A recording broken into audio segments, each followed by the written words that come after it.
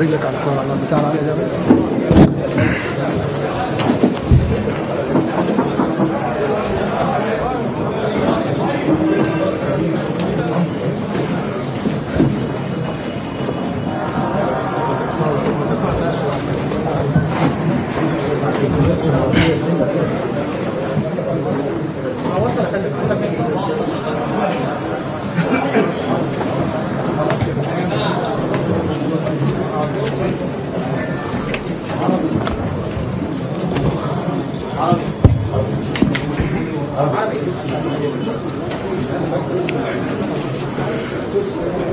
النتيجة العامة للاستفتاء على تعديل الدستور. بسم الله الرحمن الرحيم.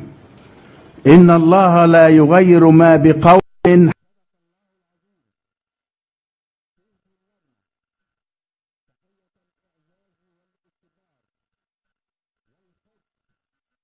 الإعزاز والإكبار والحب إلى شعب مصر العظيم، صانع التاريخ ومعلم الحضارات، وتزجي الشكر والعرفان لشباب مصر الذين بعثوا في الأمة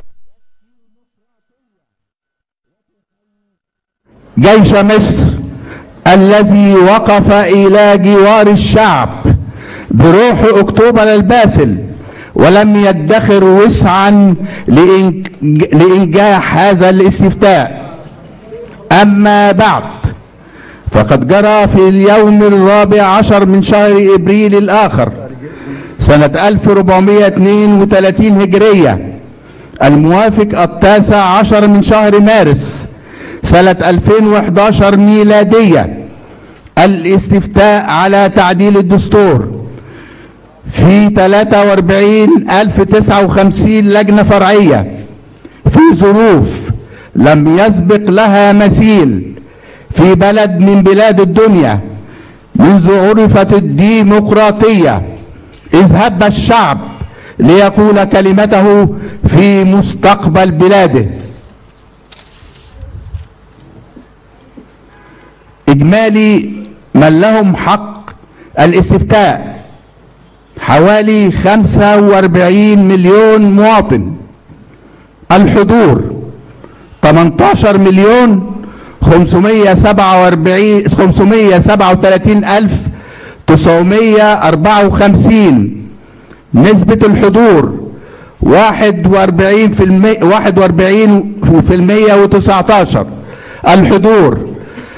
عدد الأصوات الصحيحة 18,366,764.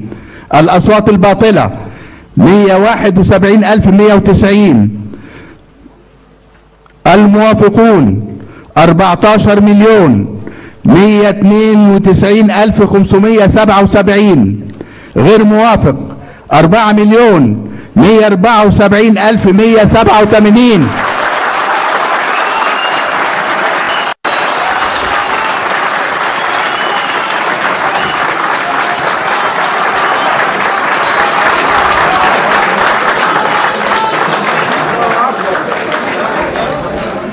نسبة الموافقة 77.2%. نسبة غير الموافقة 22.8%.